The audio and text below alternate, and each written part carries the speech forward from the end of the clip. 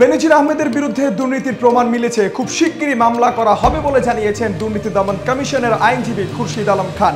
এই সংবাদ সহ দেশ বিদেশে ঘটে যাওয়া দিনের আলোচিত সংবাদ নিয়ে বার্তা 24 এর বিশেষ আয়োজন বার্তা প্রহরে আমি খন্দকার আসিফুজ্জামান আপনাদেরকে স্বাগত জানাচ্ছি। শুরুতেই জানিয়ে দিব সংবাদ শিরোনাম।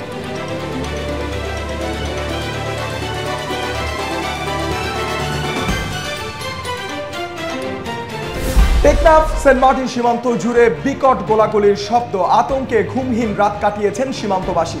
বেনজিরের বিরুদ্ধে দুর্নীতির প্রমাণ মিলেছে, খুব শিগগিরই মামলা করা হবে বলে জানিয়েছেন দুর্নীতি দমন কমিশনের আইনজীবী খুরশিদ আলম খান। সিলেটে মুষলধারে বৃষ্টি, কর্মকর্তাদের সতর্ক থাকার নির্দেশ দিলেন ডিসি।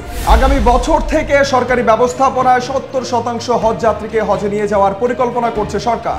জোরপূর্বক বাস্তুচ্যুত করা হয়েছে বিশ্বের 12 কোটি মানুষকে, জানিয়েছে জাতিসংঘ। টি-20 বিশ্বকাপে সুপার 8 লড়াইয়ে আজ মুখোমুখি হয়েছে বাংলাদেশ এবং নেদারল্যান্ডস। দর্শক, এতক্ষণ সংবাদ শিরোনাম জানাচ্ছিলাম, এবারে জানাবো বিস্তারিত।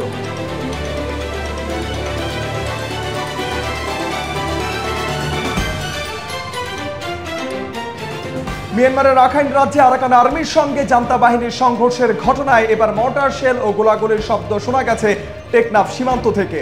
ভারী গোলাবারুদের বিকট শব্দে নির্ঘুম রাত কাটিয়েছেন সীমান্তবাসী।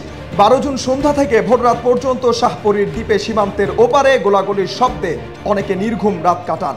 এছাড়া টেকনাফের সাবারাঙের নয়াপাড়া এলাকায় গোলার শব্দের আওয়াজ ভারী শব্দ বলে জানা গেছে।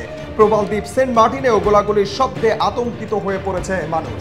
পুলিশের সাবেক মহাপরিদর্শক বেনজির আহমেদের বিরুদ্ধে দুর্নীতির প্রমাণ পাওয়া গেছে, খুব শিগগিরই তার বিরুদ্ধে মামলা করা হবে বলে জানিয়েছে দুর্নীতি দমন কমিশনের আইনজীবী খুরশিদ আলম খান।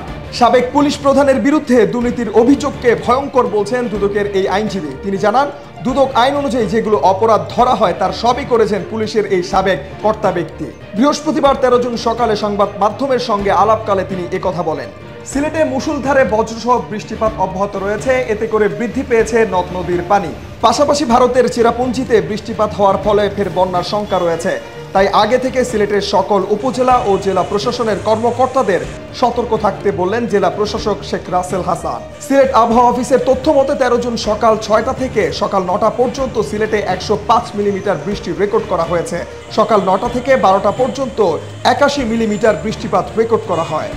আগামী বছর থেকে সরকারি ব্যবস্থাপনায় 70% হজ যাত্রীকে হজে নিয়ে যাওয়ার পরিকল্পনা করছে সরকার। মঙ্গলবার 11 জুন সৌদি আরবে মক্কার হাজি ক্যাম্পে এক সংবাদ সম্মেলনে ধর্মসচিব মোহাম্মদ হামিদ জমাদ্দার বলেছেন, এবারের হজ যাত্রায় নানাবিধ বিশৃঙ্খলা, অনিয়ম ও জালিয়াতির কারণে সরকার এই সিদ্ধান্ত নিয়েছে। যুদ্ধ, সহিংসতা, নিপীড়নের কারণে জোরপূর্বক বাস্তুচ্যুত হয়েছে বিশ্বের 12 কোটি মানুষ এখন মানবতর জীবন যাপন করছে বলে 13 জুন জানিয়েছে জাতিসংঘ।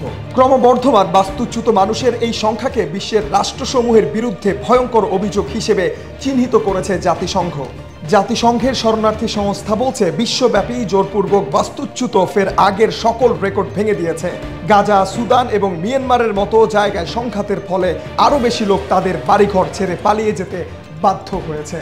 শ্রীলঙ্কাকে হারিয়ে বিশ্বকাপের শুরুটা বেশ ভালোই করেছিল বাংলাদেশ, তবে পরের ম্যাচে দক্ষিণ আফ্রিকার বিপক্ষে জয়ের একদম দুয়ার থেকে ফিরে আসতে হয়েছে নাজমুল হোসেন শান্তর দলকে।